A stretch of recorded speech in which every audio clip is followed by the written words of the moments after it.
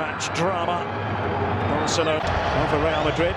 It looks like this. Thibaut Courtois in goal. He's missed the first couple of games due to a minor injury. He returns in for Andriy Lunin. Edad Militao coming in for Mallorca, Son Moix. This is where La Liga EA Sports leaders will play next in 16 minutes, 18 seconds. That game will kick off. I think Real Madrid are going to win game comfortably. Club chasing number 15 with as much vigour as the 5 towards the edge of the box here. It was in towards Sheshko. Openda. What else tonight, Real Madrid? Back with Lunin. Positive though. One of the components of this fixture would have been amongst the... Well, we hear the Girona anthem. It's become something of a favourite amongst fans of La Liga. Madrid played last season and how they're playing this season, so it's not out of the question. But to see this fascinating... A total of 7 goals. That ball is whipped in. Over player's hand. Well, this ball is played in. It's a great delivery into the 6-yard box. The header over the top was by Ángel Herrera. He was oh so close to testing Kepa. This is just relentless from Girona. Now over to the back post. It really should have been the opening goal. Often when we look at a replay, we're looking at the majesty of the cross or the timing of the run. If we get a replay, watch. To you and Graham, and of course everyone watching La Liga. Come out in force to support their side today. Real Madrid were waiting for a delivery in. It's going to be interesting. Ball loose in the area, it's just hooked away, Graham. It's going to be interesting to see how Couto handles Jan Cortos. This one is put dangerously into the box. A first chance of note for Real Madrid. Got 5 at the back. He's switching things up here, all on the sideline through injury. This is a run from Vinicius. He's taken that too long under pressure from Jan Corto. That's really the... Gutierrez lays it off to the right. It's a low ball. 2 was a perfect night as this ball comes in for a strike. It's crept its way across the line, and it's José Lu who scores for Real Madrid slightly against the run of play. A devilish delivery in is met by José Lu. His touch. The area. It's electric to start this game at this small ground. And this was the corner. Toni Kroos plays it in. It's a free header and it's the second goal. Tchouaméni proves too much for his Girona defence. And now Real Madrid double their advance. Lax marking from the set piece, and Real Madrid will punish you. They get their second goal. Tchouaméni scores. Girona nil. Scheme. Valverde tries to put it back into the... Ball comes through. Sigakov was waiting for the pull across. In the end, Dovbyk takes it himself and scuffed that outside. It was probably the better option for him to have the nil lead. We're just past midway through the first half. Another ball here. Blind is playing further and further up. Starting 11, it's not happening for him with... He might go through on goal. He gets past Blind, tries to finish, and the save is made by Gazzaniga. It was nearly goal number 3 as Bellingham set off from the halfway line and got around the back of the defence. Blind is in. He had to get a bit of curl on it with the outside of his boot. Perfectly lifts it up towards the back post, and it will drop out of... They've got to try and race Camavinga. On the overlap, plays to Valverde. Fede Valverde at pace. Dani Blind appeals for handball. Maybe VAR will have a look at that. Well, not the case. The referee immediately signals that he will check. But giving him licence to play in midfield. Garcia strikes wide. It was blindingly obvious that there were black shirts everywhere. For the second time in his career, previously done so at Rayo Vallecano. We see an incident there in the box, which the referee deems not worthy of any further discussion. Rudiger's acting clownishly.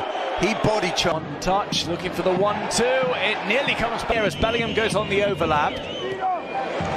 Here comes a cross in from Couto. It's left by Vinicius, tries to cut back. Eventually plays it just before the break. Blind this time. Vinicius, he's got goal side. Flicks that out. It's struck first time. What a goal that would have been from Toni Kroos. It stings the hands of Gazzaniga. Time Real Madrid were shaky to start with, but they have taken control of this game at Montilivi. They lead the way courtesy of goals from José Lu and Tchouaméni. Dovbyk, but he takes off Sigankov and he says, why don't you come on over, Valerie? and form a part maybe of the defence with Daley Blind moving.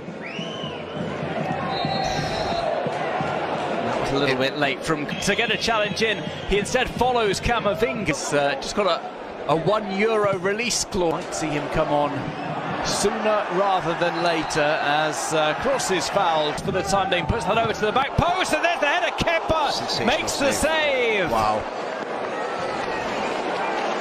It looks as if he denied maybe David Lopez, who's the player on the ground, and there was a follow-up as well that was turned wide. He's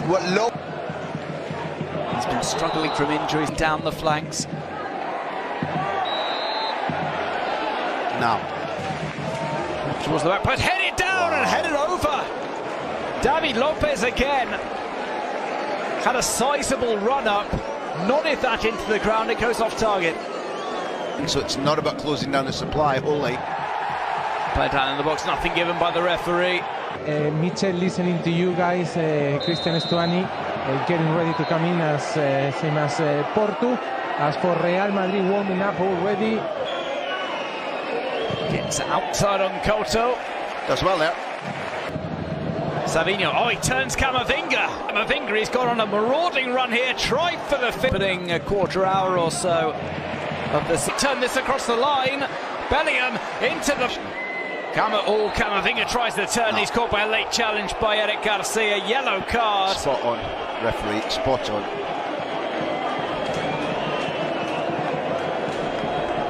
Eric. First touch. Stretching over the top of the ball was Camavinga at this early stage, goes towards the corner flag. And then play out by Gazzaniga, it falls to Bellingham. It's another goal for Jude Bellingham, who started off the attack and finishes it off emphatically. Girona outnumbered, Girona outgunned, Real Madrid 3-0 in front. Penalty box instinct. Looking to get at least a consolation goal here is Jan Couto, brought down by Rodrigo. He took it right back to the first 2-3. Might see a strike here from Gutierrez. Ball maybe out of frustration. He wasn't too far off, but it was on a second. Girona have created 3. Here comes Camavinga. That's going to be interesting to see. He's a Real Madrid coach. Here's the ball at the edge of the area again. It's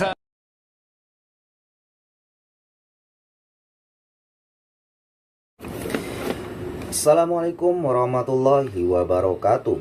Kembali lagi bersama saya. Kali ini kita akan membahas 6 alasan mengapa Liverpool masih bisa terpeleset dalam perebutan gelar Premier League. Liverpool memimpin klasemen Premier League dengan keunggulan 9 poin. Mereka menjadi favorit untuk meraih gelar ke-20 di bawah Arne Slot. Performa luar biasa terlihat dari kemenangan melawan Chelsea, Real Madrid, dan Manchester City. Dengan 11 kemenangan dalam 13 laga, peluang mereka sangat besar. Namun jadwal berat di tandang bisa menjadi tantangan serius. Cedera pemain juga mulai mengancam kestabilan performa tim. Selain itu, 3 kontrak pemain kunci yang belum diselesaikan dapat memicu gangguan. Konsistensi Liverpool mungkin akan diuji di fase penting musim ini. Berikut ini 6 alasan mengapa gelar belum pasti milik Liverpool. Premier League masih panjang dan persaingan tetap ketat. Yang pertama yaitu ada cedera pemain. Manajer Liverpool mengungkapkan bahwa cedera hanya menjadi sorotan jika hasil tim tidak sesuai harapan. The Reds kehilangan 6 pemain inti saat menghadapi Manchester City, lebih banyak dibandingkan lawan mereka. Sayangnya situasi ini tidak menunjukkan tanda-tanda membaik. Connor Bradley yang bersinar melawan Real Madrid harus absen hingga awal tahun. Selain itu, Ibrahima Konate juga diperkirakan absen lama, ditambah cedera Kostas Tsimikas dan Alisson, yang membuat lini belakang semakin tipis. Slot mengakui bahwa memiliki 5 bek untuk 4 posisi dalam bulan yang sibuk adalah kondisi yang jauh dari ideal. Penampilan apik Joe Gomez melawan juara bertahan menunjukkan kedalaman kualitas skuad Liverpool. Namun cedera tambahan di lini belakang bisa mengganggu ambisi mereka. Kondisi ini lebih mengkhawatirkan jika Mohamed Salah harus absen untuk waktu yang lama. Yang kedua yaitu ada laga pranatal. Setelah awal musim yang impresif, banyak yang berpendapat bahwa Liverpool belum menghadapi ujian berat. Namun setelah 20 pertandingan dan mengalahkan sejumlah lawan tangguh, banyak yang kini menganggap The Reds telah melewati ujian tersebut. Meski demikian, masih ada beberapa rintangan yang bisa mengganggu di minggu-minggu menjelang Natal. Pertandingan pertama dimulai dengan tandang ke Newcastle pada Rabu, diikuti dengan derby Merseyside terakhir di Goodison Park pada Sabtu. Selain itu, Liverpool juga akan menghadapi Fulham dan Tottenham, tim yang mampu merebut poin dari pemuncak klasemen jika tampil maksimal. Kemudian yang ketiga yaitu ada pesaing yang terus mengejar. Setelah Liverpool hampir memastikan mengakhiri peluang Manchester City untuk meraih gelar, perhatian pun beralih ke pesaing terdekat mereka. Chelsea dan Arsenal kini menjadi tantangan terbesar, dengan kedua klub tertinggal 9 poin dari The Reds setelah meraih kemenangan meyakinkan akhir pekan lalu. Namun yang paling mengkhawatirkan bagi Liverpool dan para pendukungnya adalah Arsenal. Dalam 35 menit melawan West Ham, tim asuhan Mikel Arteta sangat menakutkan. Tendangan sudut yang sulit dihentikan, penampilan gemilang Martin Odegaard, dan konsistensi Bukayo Saka menunjukkan kualitas mereka yang luar biasa. Meskipun West Ham sempat membuat skor terlihat lebih baik dalam 10 menit terakhir yang kacau, hal itu tidak mengurangi kemampuan Arsenal untuk tampil dominan. Dengan kembalinya sang kapten, Arsenal telah mencetak 3 gol ke gawang Nottingham Forest dan 5 gol ke gawang Sporting dan West Ham. Mereka kini bertekad untuk terus mengejar dan berharap Liverpool melakukan kesalahan. Kemudian yang keempat yaitu ada gangguan kontrak. Secara mengejutkan, Liverpool mampu melewati awal musim meski ada ketidakpastian kontrak yang melibatkan 3 bintangnya. Mohamed Salah mengungkapkan kekecewaannya setelah mencetak 2 gol kemenangan melawan Southampton karena belum ada pembicaraan mengenai kontrak baru. Meskipun begitu, situasi kontrak Salah tidak mempengaruhi penampilannya musim ini. Begitu juga dengan Virgil van Dijk dan Trent Alexander-Arnold ketika pemain tersebut tampil dengan performa terbaik mereka dalam beberapa tahun terakhir. Namun menjelang 1 Januari saat mereka bisa memulai negosiasi dengan klub asing, spekulasi kontrak akan menghantui. Arne Slot tentu tidak ingin kehilangan ketiga pemain tersebut tanpa kompensasi di akhir musim.